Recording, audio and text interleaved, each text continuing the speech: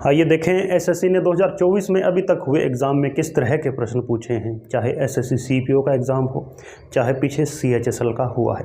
तो इन प्रश्न को देखना जरूरी है क्योंकि आगे सीजीएल में भी ये हमारे सहायक होंगे। तो प्रश्न लिया है इंस्टॉलमेंट टॉपिक से, उस समान वार्षिक किस्त की राशि बताएं जो 2% की वार्षिक साधारण ब्याज की दर से 4 वर्ष बाद 40,376 रुपये के ऋण का भुगतान करेगी।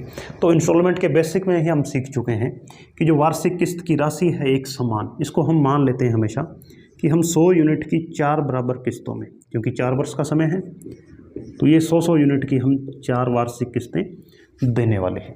लेकिन एक चीज़ और है कि प्रत्येक पर 2% की वार्षिक साधारण ब्याज की भी दर अप्लाई होगी, यानी 2% प्रत्येक साल, तो टोटल 8% ब्याज होगा। लेकिन हम इन्हें यहाँ प्रत्येक साल 2% के हिसाब से चुका रहे हैं। अब इसमें हमसे गलती होती है या हमें ध्यान रखना होता है कि जो पहला हम सेगमेंट दे रहे हैं, पहली किस्त, पहला इंस्टॉलमेंट 100 यूनिट का दे रहे हैं, इसमें ये 2% ब्याज पहले से ही मिला हुआ होता है पहली यूनिट के अंदर। तो इस 2 में 2% तो हमने यहाँ भुगतान कर दिया है। कितना बच गया है? 6%। ये भी हमें देना होगा। हालांकि हमने 2% की बचत कर ली है, तो प्रत्येक में हम थोड़ी थोड़ी बचत करते जाते हैं। इसलिए तो हम ज़्यादातर चीज़ें हैं उधार लेते हैं तो उसमें किस्त बंधा लेते हैं। किस्त बांधने से थोड़ा सा हमें ब्याज में बचत मिलती है, राहत मिलती है, जो कि हमने यहाँ देखा 2% की बचत यहाँ होगी तो 6% ब्याज तो लगेगा। फिर जो दूसरी 100 यूनिट की इंस्टॉलमेंट हम दे रहे हैं, इसमें फिर से ये 2% सम्मिलित हो गया, लेकिन 2 और 2 4% ये तो ब्याज हमें देना होगा। तीसरी भुगतान की है 100 यूनिट की, इसमें ये 2% सम्मिलित है तो ये 2% हमें देना होगा। चौथी में हमें कुछ नहीं देना होगा क्योंकि वो हम पूरी भुगतान कर रहे हैं, उसमें बचाने योग्य कुछ नहीं है, 2% उसमें आ चुका है। तो अब चाहे तो इसको 6% मान लो, चाहे 6 यूनिट मान लो, क्योंकि 100 का 6% 6 ही होता है, 100 का 4 होता है, 100 का 2 होता है। तो कुल किस्त हमारी कितनी हो जाएगी? 100 की 4 तो ये हो गई 400, 6 4 10 2 12, तो कुल हम 412 यूनिट का भुगतान करेंगे। ये चीज़ हमें यहाँ से पता लगा लेनी है। तो 412 दे रहे हैं, क्वेश्चन में कितनी है? 40,376। तो 412 की वैल्यू ही 40,376 होगी। अब पूछा है समान वार्षिक किस्त, तो सभी किस्तें 100 यूनिट की थी, तो 100 यूनिट की हम वैल्यू यहाँ से डायरेक्ट निकाल लेंगे। अब यदि इसको हम ऐसा मान लेते कि ये 41,200 है, ये वाली राशि इतनी है, तब तो पूरा 100 पर ये कट जाता। हम 1 यूनिट की वैल्यू निकाल रहे हैं तो पूरा 100 पर कट जाता, लेकिन ये कितना कम है। हम कैलकुलेशन फास्ट करते हैं इसी तरह से। 40,376 यदि हम इसमें से घटाएं तो 24 और 11 में 3 गए 8, 824 कम है। 412 का 2 गुना कम है, तो इसका मतलब ये इसका 100 गुना नहीं है, 2 कम है, 98 गुना है। यानी 412 को 98 से गुणा करें तो 40,376 हमें मिलता है। तो 100 को भी हमें 98 से गुणा करना होगा, 9800, ये हो जाएगी हमारी समान वार्षिक किस्त की राशि। तो इस तरह से हम इंस्टॉलमेंट्स के क्वेश्चंस को हल करते हैं। ये इतनी चीज़ें आपको समझाने के लिए थी। आपने तुरंत ही 100 4 यूनिट मान के 6 4 2, या डायरेक्ट एक काम और भी कर सकते थे आप। पहली यूनिट 100 है, फिर 2% जोड़ते जाओ, 102, 104 और अंत में 106, तो यहाँ से भी 412 यूनिट बनेगी। तो ऐसे भी कर सकते थे, ये आपको समझाने के लिए बताया है। टाइम डिस्टेंस स्पीड टॉपिक से एक अच्छा प्रश्न है, एसएससी सीजीएसएल में पूछा गया है। इसे हम 2 या 3 तरह से करने का प्रयास करेंगे और देखेंगे कौन सा तरीका सबसे जल्दी उत्तर देता है। तो पहले देखें कि संयम ने 6 घंटे में 285 किलोमीटर की यात्रा पूरी की। पहले भाग की यात्रा बस द्वारा है 40 की गति से, दूसरे भाग की यात्रा रेल द्वारा 55 की गति से। पूछा क्या है कि रेल द्वारा कितनी दूरी तय की। तो ज़्यादातर बच्चे तो इसमें XYZ मानकर करते हैं, उसमें फिर 2 इक्वेशन बनती है, फिर क्वाड्रेटिक इक्वेशन बन जाती है, द्विघात समीकरण, बहुत लंबा हो जाता है, 5 से 6 मिनट लग जाते हैं। वो तरीका नहीं अपनाएंगे। उसके अलावा भी कई तरीके हैं, जैसे एक तो हम डायरेक्ट करते हैं। डायरेक्ट तरीका क्या होगा कि बस द्वारा है स्पीड 40 और रेल द्वारा है 55। इस रेल की स्पीड है जो 55 किलोमीटर प्रति घंटा, इसको हम लिखेंगे 40 + 15। 55 को क्या लिख दिया? 40 + 15। अब यदि यह देख लेते कि बस की गति 40 और रेल की भी 40 होती, दोनों स्पीड 40 होती दोनों भागों की, तो दोनों भागों में कुल कितना समय लगा है? 6 घंटे। दोनों भागों में हमारी गति होती 40, तो हम कितनी दूरी तय कर पाते? 240 किलोमीटर ही तो हम तय कर पाते। दूरी है कितनी कुल? 285 है। कितनी कम रह गई? 55 कम रह गई। 240 ही हम कर पाते, तो 45 किलोमीटर दूरी कम रह गई। क्यों कम रह गई? क्योंकि हमने रेल की स्पीड है वो 15 किलोमीटर प्रति घंटा जोड़ी नहीं है। तो इस 15 किलोमीटर की वजह से 45 किलोमीटर हमें, यानी इस 15 किलोमीटर प्रति घंटे की वजह से 45 किलोमीटर की दूरी कम आई है। तो इसे पूरी करने के लिए रेल को क्या करना होगा? 15 तिये 45, 3 घंटे रेल को लगते हैं। किसमें? 45 किलोमीटर तय करने में रेल को 3 घंटे लग जाते हैं 15 की गति से। तो गति है कितनी उसकी? 55 है। तो यहाँ हम ऐसे भी लिख सकते हैं कि 1 यूनिट की वैल्यू 3 आ चुकी है, क्योंकि 15 की वैल्यू 45 थी, तो 1 की वैल्यू 3, 55 की वैल्यू क्या हो जाएगी? 55 गुणा 3, 165 किलोमीटर। तो रेल द्वारा 165 किलोमीटर दूरी तय की गई है। एक तो ये तरीका है, सीधा तरीका है, हम इसको तोड़ लेते हैं टुकड़ों में और एक टुकड़ा सेम बना लेते हैं। फिर दोनों को हम देखा कि 6 घंटे की की समय 40 की गति से चलते जाते तो 240 किलोमीटर ही तय कर पाते, लेकिन 45 फिर भी बचा रह गया। क्यों? क्योंकि फिर उसमें रेल की गति है 15 किलोमीटर प्रति घंटा। तो रेल 15 की गति से 45 तय करने में 3 घंटे लेती है, तो 55 की गति से 3 घंटे में कितना कर देगी? 165 किलोमीटर। अब एक तरीका तो ये था, इसके अतिरिक्त एक हम एलिगेशन मेथड से भी यूज़ कर लेते हैं। कई बार यदि ये तरीका एग्ज़ाम में हमारे पास दिमाग में नहीं आता है या ये समझ में नहीं आया है, तो एलिगेशन मेथड लगा सकते हैं, वो भी काफ़ी आसान रहने वाला है।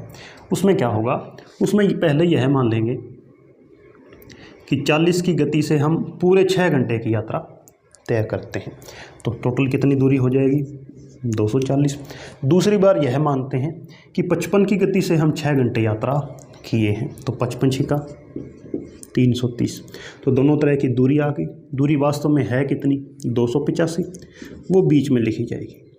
अब तिरछांतर लेते हैं, तो 40 और 85 के बीच 45 का अंतर, और ये 15 और 30, ये भी 45 का अंतर। ये जो नीचे 45 आया है, ये क्या आया है? ये समय का अनुपात आया है। तो 1:1, समय को जोड़ दें, 1 और 1 कितना यूनिट बनेगा? 2 यूनिट। क्वेश्चन में समय है कितना? 6 घंटे। तो 2 की वैल्यू 6 है, 1 की वैल्यू हो जाएगी 3। पूछा है रेल द्वारा, तो रेल की गति 55 है, 1 की वैल्यू 3 है, तो 55 की हो जाएगी 165 किलोमीटर। तो 165 किलोमीटर रेल द्वारा तय की गई। तो दोनों ही तरीके काफ़ी इजी हैं। अगला प्रश्न है बोट एंड स्ट्रीम टॉपिक का। प्रश्न है कि एक तैराक नदी के जल में 1 किलोमीटर की दूरी तय करता है। शांत जल में वह इस दूरी को 12 मिनट तथा बहती नदी में इस दूरी को 13 मिनट में तय करता है। तो बहते जल की गति यानी धारा की, स्ट्रीम की हमें स्पीड ज्ञात करनी है। तो पहला काम तो हम यही करेंगे कि ये जो टाइम दे रखा है मिनट में, इसको घंटे बना लेते हैं। तो 12/60 और ये हो जाएगा 13/60। 12/60 को हम लिखेंगे 1/5 घंटे। अब दे दिया कि जब शांत है जल तब स्पीड क्या हो जाएगी तैराक की? दूरी 1 किलोमीटर, स्पीड का फॉर्मूला डिस्टेंस अपॉन टाइम, तो 1/5, 5 ऊपर चला जाएगा, तो 5 किलोमीटर प्रति घंटा। ये उस तैराक की चाल है, उसको हम मान लेते हैं ए है, तो ए की वैल्यू होगी 5 किलोमीटर प्रति घंटा। अब बहती नदी में इसे 13/60 मिनट लगते हैं। तो बहती नदी में इसे टाइम ज़्यादा लग रहा है, पहले 12 ही मिनट लग रहे थे शांत में, अब 1 मिनट फालतू लग रहा है। इसका मतलब क्या होगा कि इसका मतलब ये नदी है जो बह रही है, इसके विपरीत बह रही है। यदि दोनों एक ही दिशा में चलते, जहाँ नाविक ये तैराक जा रहा है उसी दिशा में धारा जाती, तो दोनों की जो लगने वाला टाइम है वो कम हो जाता है, यानी अब टाइम लगेगा ज़्यादा। तो a माइनस बी, तो स्पीड क्या हो जाएगी? a माइनस बी हो जाएगी, क्योंकि धारा के विपरीत तैराक को जाना है। ये स्पीड हो गई। इस स्पीड में 1 किलोमीटर जाने में कितना टाइम लगा है 13/60, 60 ऊपर चला गया, 60/13, ए की वैल्यू 5 है, बी की वैल्यू हम ज्ञात कर लेते हैं। तो 60/13 को हम इधर लेके आएंगे तो 60/13 माइनस हो गया, बी उधर जाकर प्लस का हो गया। तो 13×5 65 में से 60 घटा देंगे तो 5/13 किलोमीटर प्रति घंटा ये बहते जल की गति है। अगला प्रश्न टाइम डिस्टेंस स्पीड से कि दो बसें हैं, ये क्रमशः 45 किलोमीटर प्रति घंटे और 55 किलोमीटर प्रति घंटे की गति से एक तरफ की यात्रा करती हैं। यदि यात्रा में दूसरी बस पहली से 40 मिनट पहले पहुंची तो यात्रा कितनी लंबी थी, यानी हमें डिस्टेंस ज्ञात करनी है। तो दे रखी है हमें स्पीड, एक की गति है 45 और दूसरी की है 55 किलोमीटर प्रति घंटा, और यह इसने मेंशन किया है कि एक तरफ ही यात्रा करती, या दूसरे शब्दों में हम कहें दूरी फिक्स है, एक कांस्टेंट दूरी है, जितनी दूर जाना है उतनी ही दूर है, दूरी कम ज़्यादा नहीं हो रही है, दोनों के लिए एक जैसी है। तो एक जैसी होती है तब टाइम क्या हो जाता है, जो चाल का अनुपात है 45-55 इसके ठीक विपरीत हो जाता है, यानी हम इसको ऐसे लिखेंगे 45 और 55। तो यहाँ हम देख रहे हैं जो दूसरी बस है वो 10 घंटे पहले ही यात्रा पूरी कर चुकी है, क्योंकि ये यूनिट किस में दिए थे, किलोमीटर पर आवर में दिए थे, तो ये टाइम भी किस में आएगा, आवर में हमारे पास आएगा।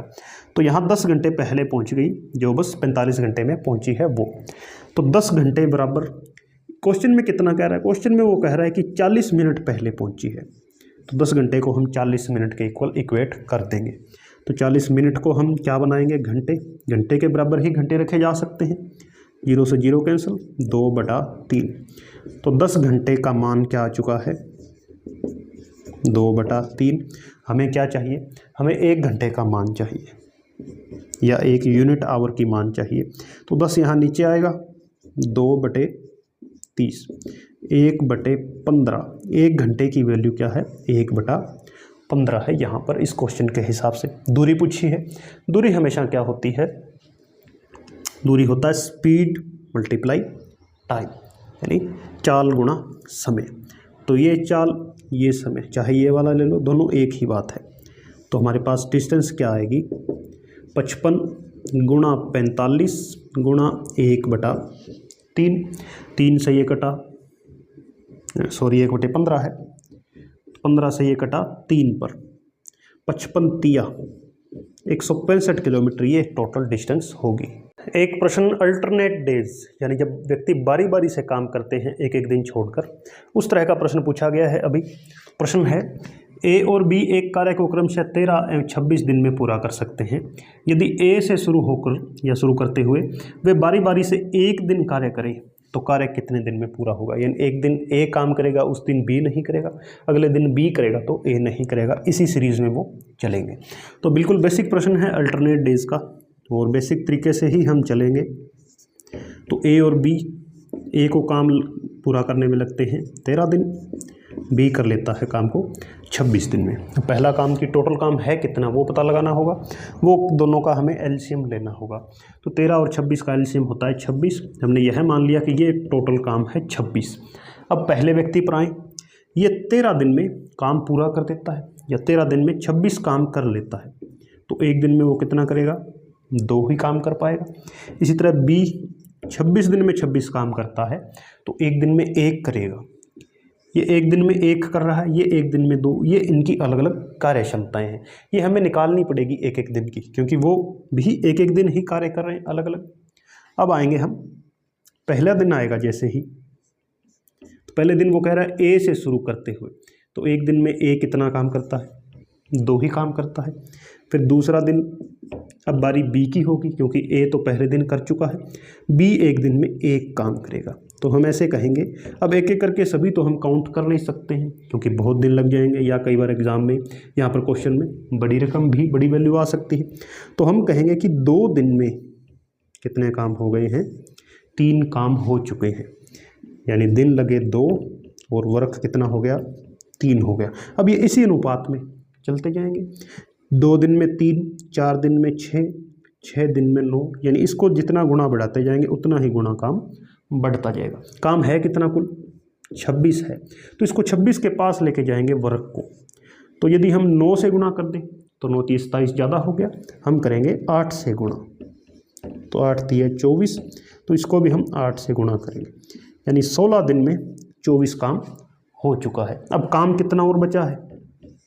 2 बचा है। बारी किसकी है? तो 16 दिन सम दिन हो चुके हैं।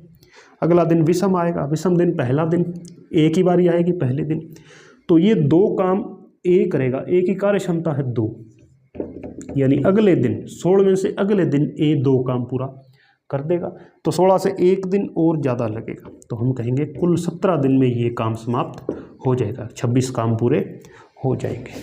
परसेंटेज का क्वेश्चन रिसेंटली पूछा गया है कि एक स्कूल में छात्रों की संख्या एकांतर रूप से 15% बढ़ती एवं घटती है। वर्ष 2012 की तुलना में 2015 के शुरू में छात्रों की संख्या में क्या बदलाव होगा? तो पहले तो क्वेश्चन को समझना है कि वर्ष 2012 से हम 2015 तक जाएंगे, तो बीच में 13 और 14 ये वर्ष भी आएंगे।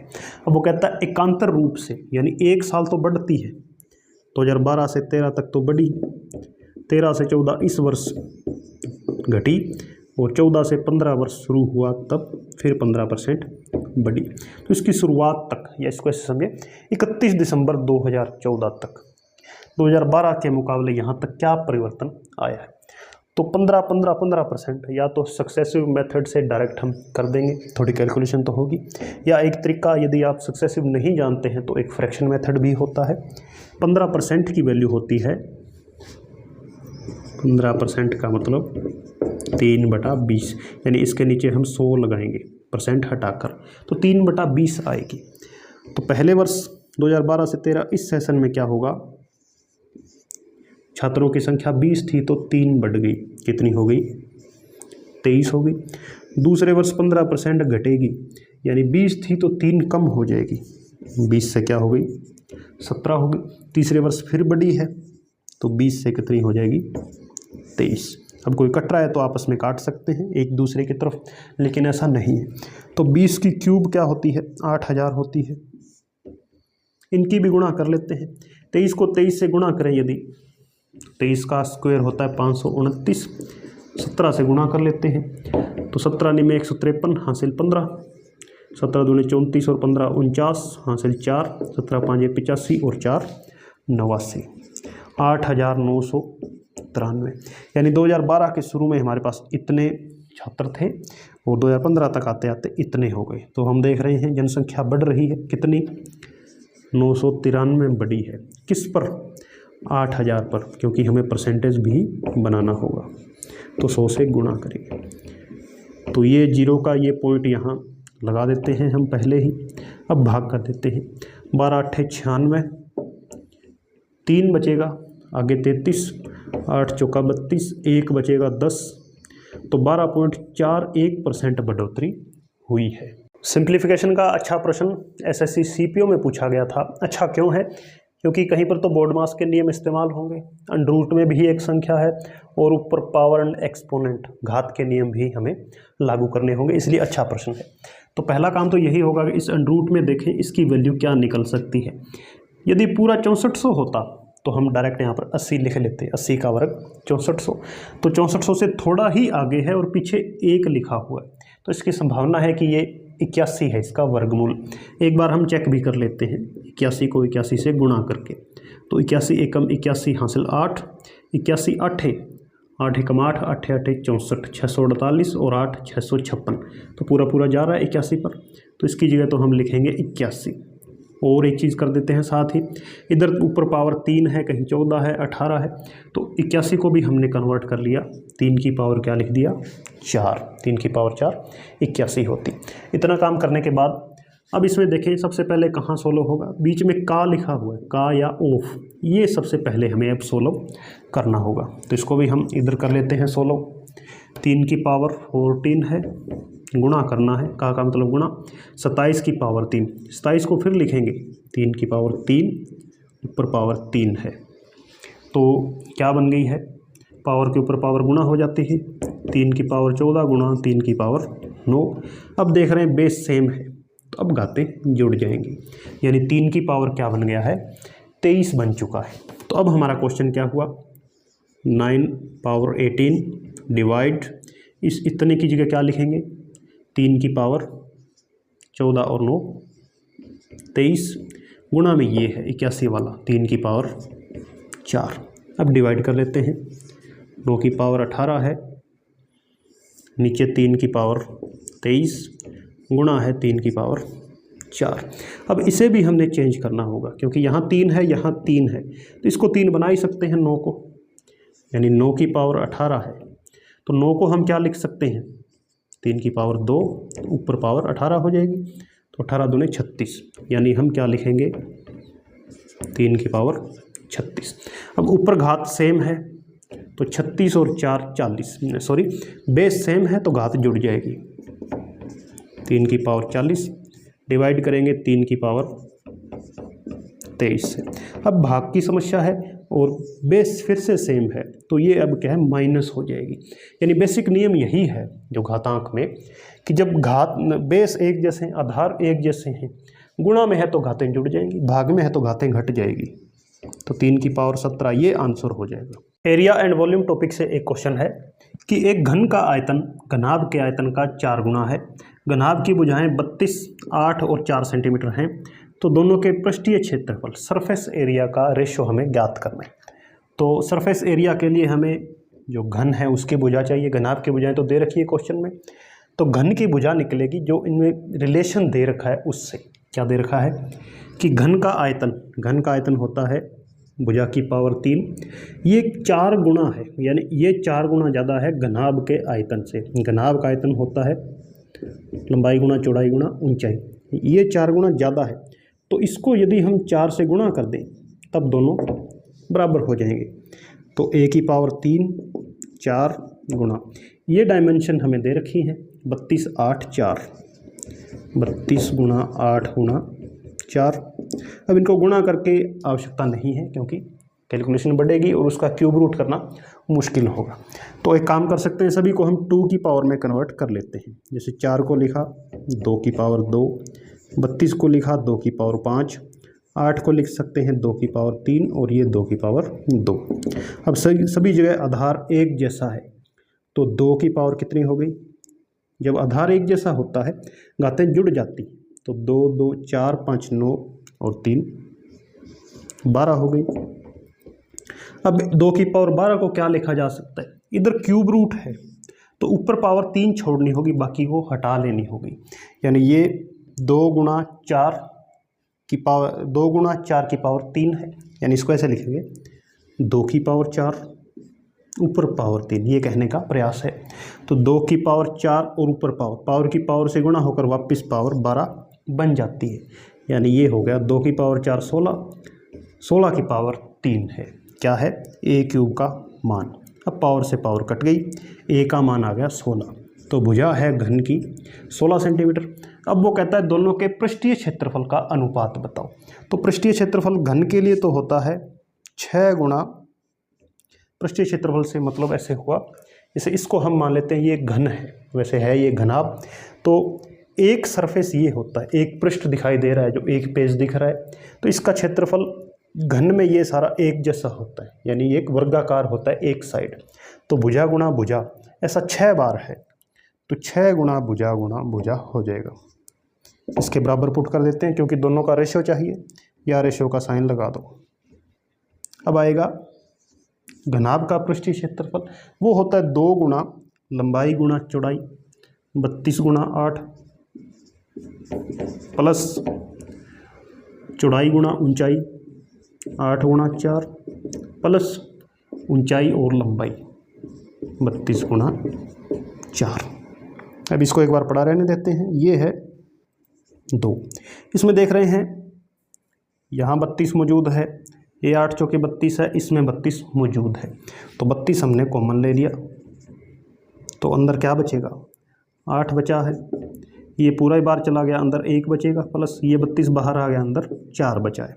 इस तरफ है 6 गुणा 16 गुणा 16, 16 से काट दिया 2 पर, 2 दूने 4, इधर कट गए 4, तो ये तो हो गया 24 अनुपात में, ये सारे कट गए, अंदर क्या बचा है 13, 24 अनुपात 13 ये आंसर है।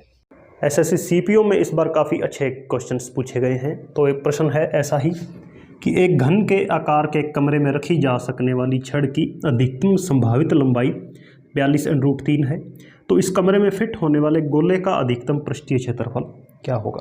प्रश्न समझे कि एक हमें घन दे रखा है, तो एक घन बना लेते हैं। इस घन में एक हमें छड़ रखनी है और छड़ की लंबाई दे रखी है कि मैक्सिमम छड़ लंबी हो सकती है वो इतनी हो सकती है। फिर इसी में हम एक गोला रखेंगे और गोला भी क्या होगा, इस कमरे में फिट होने के लिए ज़्यादा से ज़्यादा क्षेत्रफल कितना बना सकता है, तो फिर इसका हमें क्षेत्रफल निकालना है। तो एक चीज़ हमें देख रहे हैं कि छड़ की अधिकतम संभावित लंबाई क्या हो सकती है, कि यदि छड़ को हम ऐसे सीधा रखेंगे तो फिर तो सीधा इतनी लंबाई की होगी, नीचे छत से लेकर ऊपर, नीचे फर्श से ऊपर छत तक। लेकिन उसके लिए हमें पता है कि मैक्सिमम लेने के लिए इस तरह से तिरछा रखना होगा, तभी ये लंबी से लंबी छड़ हो सकती है। यानी हमें इस घन का विकिरण निकालना होगा। तो विकिरण का जो फॉर्मूला होता है वो होता है भुजा √3। तो ये होगी छड़ की लंबाई, कितनी दे रखी है, 42√3। तो 42 √3 से √3 कटेगा, इसकी भुजा आ जाएगी 42। तो घन की तो हमें भुजा मिल गई। अब इसमें एक गोला फिट करना है, तो गोला फिट करने के लिए ऐसा होना चाहिए कि ज़्यादा से ज़्यादा एरिया वो घेर सके। तो उसमें भी हमें पता है कि गोला इस तरह रखेंगे जो कि नीचे भी यहाँ फर्श को भी टच होगा, ऊपर छत के भी टच हो सकेगा। तो गोले की लंबाई यहाँ से यहाँ तक यही घन की लंबाई होगी। तो गोले की लंबाई होगी 42, तो हमें चाहिए रेडियस। तो ये सारा यदि हम गोले के अंदर देखें, इतनी यदि सारी लंबाई है तो सेंटर से लेकर परिधि तक ये हाफ इसकी रेडियस हो जाएगी। तो गोले की रेडियस हो गई 21। अब बता सकते हैं पृष्ठीय क्षेत्रफल। पृष्ठीय क्षेत्रफल का फॉर्मूला होता है 4πr²। 4 पाई का मान 22/7, 21 का स्क्वायर 21 गुणा 21, 7 दिए 21, तो 22 दिए 66 और गुणा 4 गुणा 21, 66 को 4 से कर देते हैं तो 4 छिके 24 हासिल 2, 4 छिके 24 और 2 26। अब 21 का टेबल पढ़ सकते हैं। 21 चौके 84 हासिल 8, 21 छिक्का 126 और 8 134 हासिल 13, 21 दूना 42 और 13 55, तो 5544 यूनिट ये इसका मैक्सिमम जो गोला हम खींच सकते हैं इस क्षेत्रफल का होगा। कि एक गोलाकार वस्तु का पृष्ठीय क्षेत्रफल 1386 सेंटीमीटर स्क्वायर है, तो इस वस्तु का आयतन क्या होगा। तो क्षेत्रमिति या आयतन वाले जो सवाल होते हैं ये सभी फॉर्मूला बेस्ड होते हैं ज़्यादातर, तो फॉर्मूले हमें आने चाहिए। तो गोले का पृष्ठीय क्षेत्रफल होता है 4πr² और गोले का आयतन होता है 4/3πr³। अब इसमें हमारा काम बचा है कैलकुलेशन का। कैलकुलेशन किस तरह से आसान की जा सकती है वो हमें इस क्वेश्चन में स्पेशली समझना होगा।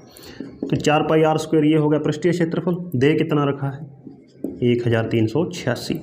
इस तरफ देखें तो इसमें भी 4πr² तो है ही, यानी इस 3 को एक बार भूल जाएं, 4πr³ है, तो r³ को हम क्या लिखेंगे r² गुणा r। तो इसका इस्तेमाल हम करेंगे इस वैल्यू का आगे। तो एक बार देखें, पहले हमें रेडियस चाहिए, तो r² बराबर क्या हो जाएगा 1386, 4 यहाँ गुणा में है नीचे आएगा, पाई भी नीचे आएगा, पाई का मान क्या लेंगे 22/7, वो ऊपर चला जाएगा। अब इसको काटेंगे, 22 पर देखें डायरेक्ट यदि कटता है तो 22 का टेबल देखें, 22 छिक्का 132 होता है, फिर 6 बचेगा 66, 22 दिए 66, यानी 63 पर कट गया है और नीचे 4 पड़ा है, इधर है r²। स्क्वायर का हम बना देते हैं इधर √। अब हमें यह आवश्यकता नहीं है कि हम 63 को 7 से गुणा करें। क्यों? क्योंकि यहाँ एक 7 है, यदि इसके पास एक 7 और होता फिर तो √, से एक 7 बाहर आ जाता। वो 7 कहाँ से हम निकालेंगे, इस 63 से, यानी 63 को हम क्या लिखेंगे 9 गुणा 7 और एक 7 आगे है, नीचे है 4। अब दोनों 7 में से एक 7 √, बाहर निकलेगा, √9 का मान 3 होता है और √4 का मान 2, यानी रेडियस क्या आ गई 21/2 आ गई। तो रेडियस निकालते ही अब आयतन निकल जाएगा। तो 4/3 पाई आर स्क्वायर, इसमें से हम यह लिखें यदि 4 पाई आर स्क्वायर गुणा आर और नीचे 3, तो 4 पाई आर स्क्वायर का मान तो क्वेश्चन में दे रखा था कितना 1386। रेडियस हमने निकाल ली है 21/2 और 3 भी नीचे पड़ा हुआ है।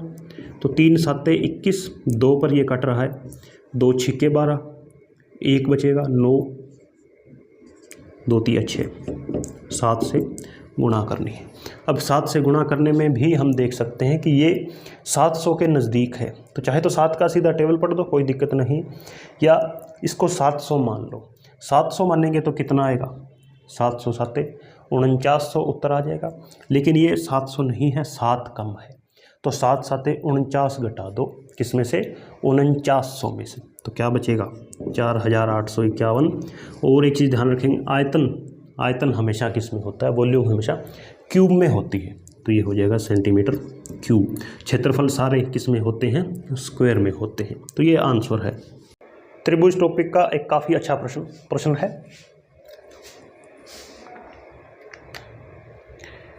ट्रायंगल्स टॉपिक का ये प्रश्न देखें।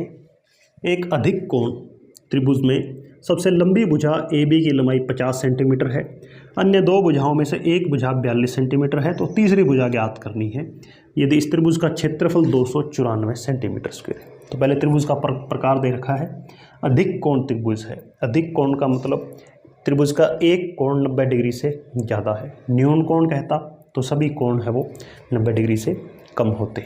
तो अधिक कोण पहले बनाएं, तो यहाँ यदि हम डायरेक्ट बनाएंगे तो 90 बनेगा, थोड़ा सा हम टिल्ट कर देते हैं इधर और इस भुजा को ये मिला देंगे, ये सबसे लंबी भुजा हो जाएगी। तो ये हमें दे रखी है 50 सेंटीमीटर, ये है AB। एक और भुजा दे रखी है वो 42 है, ये मान लेते हैं कि ये 42 है। ये ज्ञात करनी है AC। अब यदि समकोण त्रिभुज होता तो डायरेक्ट हम 2 भुजाएं दे रखी है, पाइथागोरस थ्योरम लगा देते और वो निकल आता। लेकिन क्षेत्रफल दे रखा है तो इसका मतलब कुछ और काम हमें करना होगा। तो यहाँ A से यदि हम नीचे एक लंब डाल दें, यहाँ इस BC को आगे बढ़ाते हुए यहाँ लंब डाल दिया है, एक और त्रिभुज की रचना हो गई है ACD। अब देखें इस त्रिभुज में ये तो हो गया आधार और ये है लंब जो कि इस त्रिभुज से बाहर है, लेकिन है लंब ही क्योंकि इसी भुजा पर है आगे बढ़ाते हुए।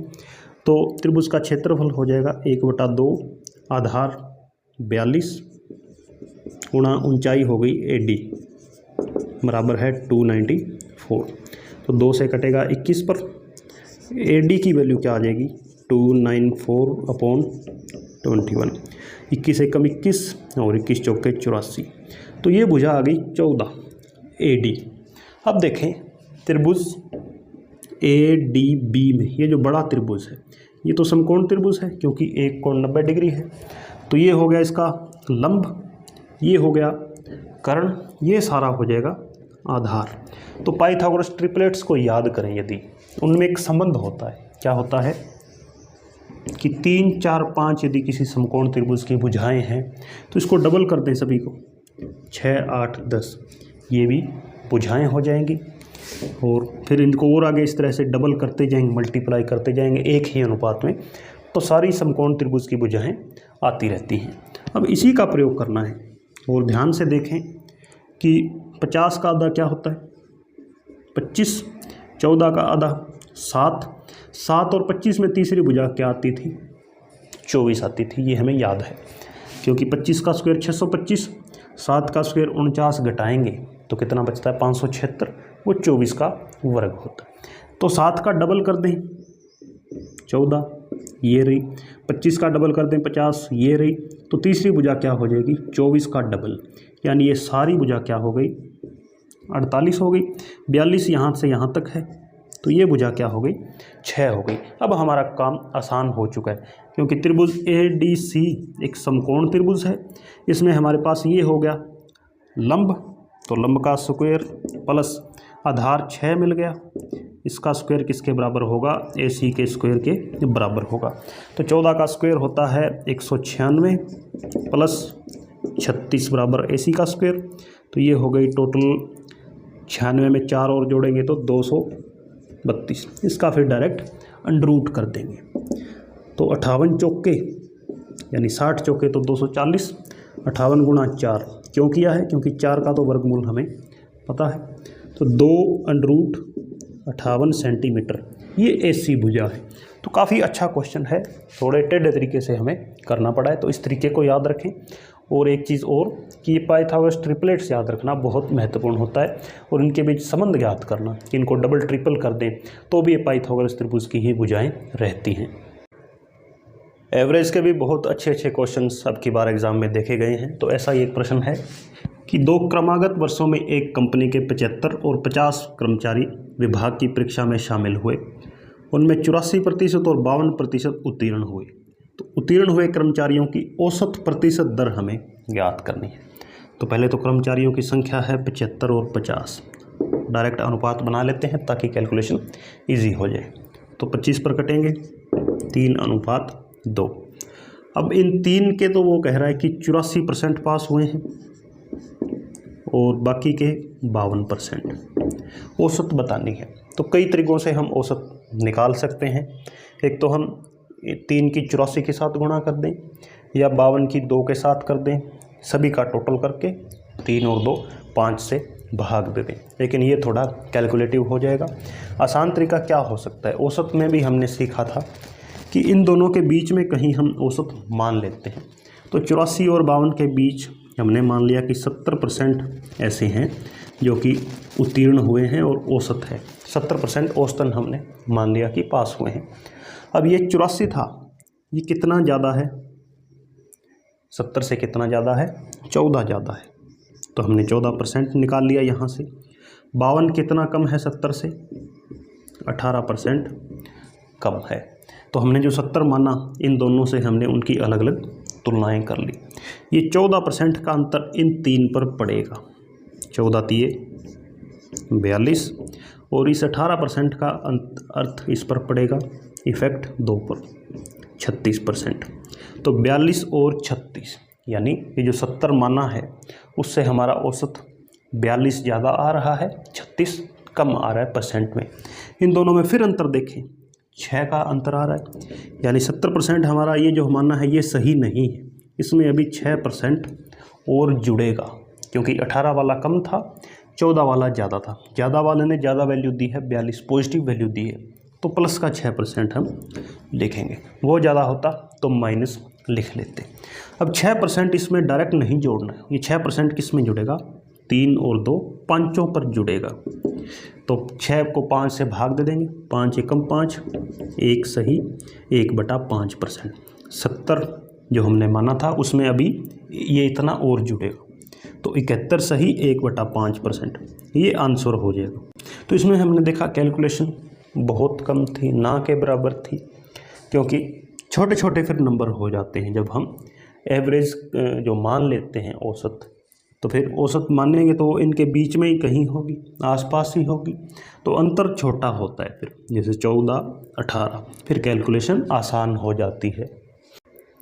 प्रॉफिट एंड लॉस टॉपिक मुश्किल लग सकता है, खासकर ऐसे प्रश्न मुश्किल लगते हैं जब हमारा कंसेप्ट क्लियर नहीं होता है। एक बार जैसे ही हम इस क्वेश्चन को समझ जाएंगे तो इस जैसे सभी क्वेश्चन अपने आप सोल्व होने लग जाएंगे, बहुत थोड़ी सी प्रैक्टिस के बाद।